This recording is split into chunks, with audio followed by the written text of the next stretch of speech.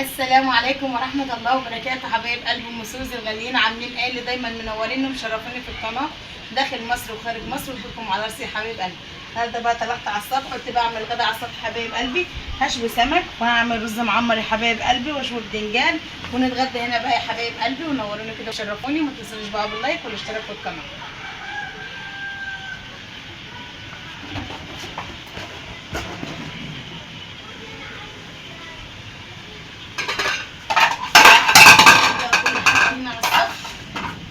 السمك اهوت، السمنه واللبنه بقى ايه، الصينيه وهدس البرام ده يا حبايب قلبي.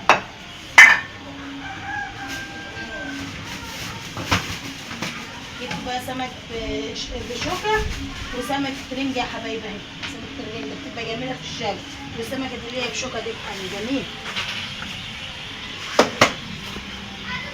هجيب بقى الرز الاول كده عشان اغسله.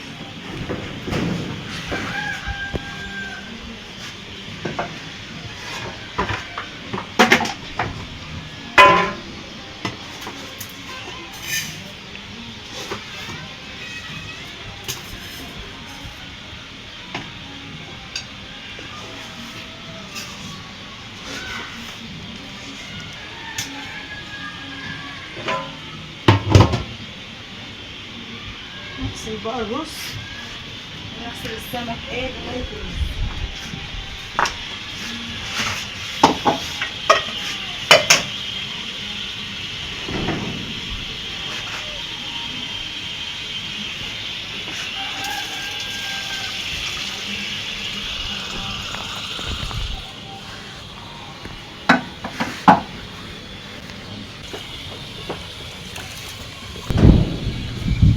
بقى هوا كده طالعين بعد العصر كده، قلنا ايه، شايفين الهوا بتاع الستار، قلنا ايه نعمل غدانا كده النهارده على السطح ونتغدى على السطح حبايبي.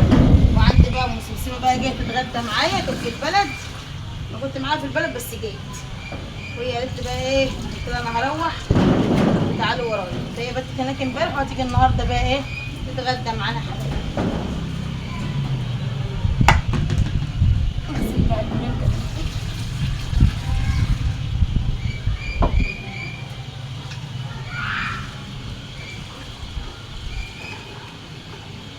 روح خلي ياسمين تعمل السلطه. ها؟ بقول لها اعمل السلطه ماما.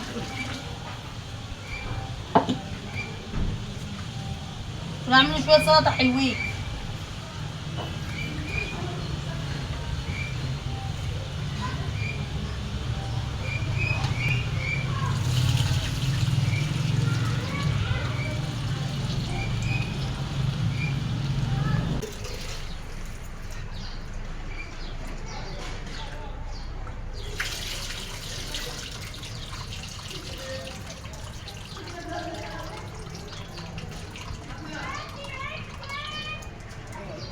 شايفين غسلت الرز خليه زي الفل ازاي، زي العسل.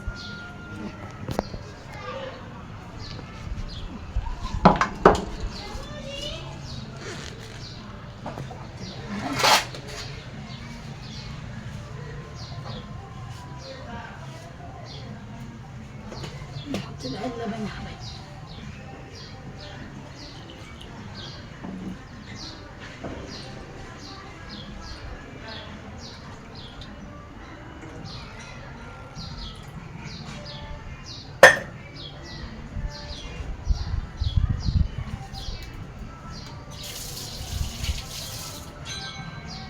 سوسو كده ما عشان اشد على الموبايل عشان اولع الفوق.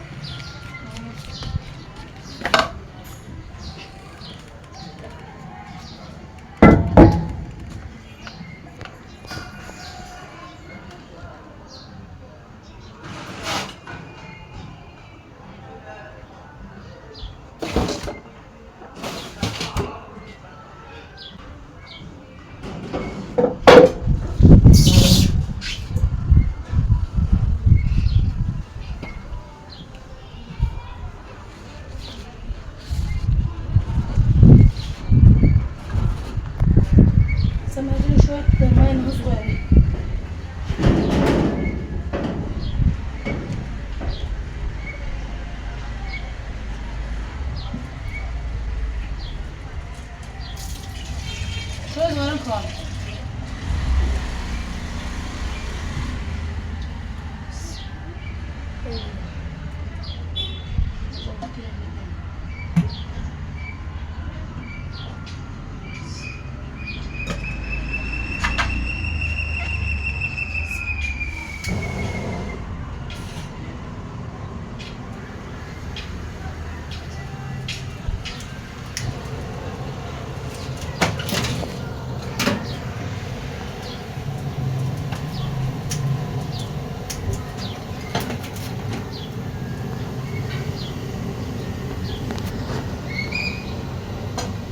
استوى يا حبايبي، وبعدين نطلعه اسيب السمنه كده ونشوي السمك بتاعنا. حط بقى البتنجانتين جنب اللبنه كده. الشوكه البتنجانات.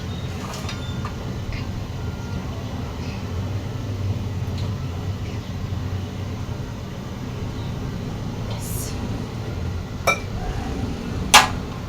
نسيب بقى الشبت ده عشان نخرجه على السمك ونعمل التملحه بتاعتنا. بصي هاتلي كده، بصي اشتغلي ده اهي. اشطفها له كده فيها شويه ميه حلوين.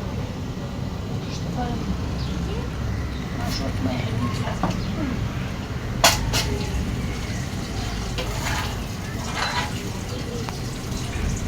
عدل الحنفيه عدل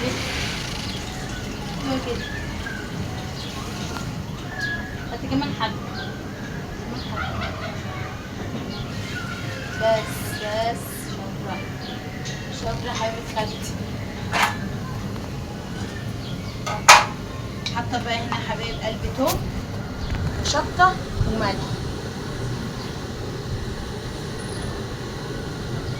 سيب بقى شويه برضه نملح بهم البتنجان على جنب كده. نحط بقى الكمون. انتوا عارفين بقى السمك بيحب الكمون. في كمون على ملح حبايب. نحط شويه شطه ناشفين كده.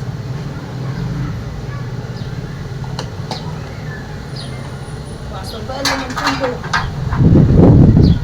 دي تمليحه السمك بتاعتي حبايب قلبي، بتبقى جميله وتخلي طعم السمك جميل.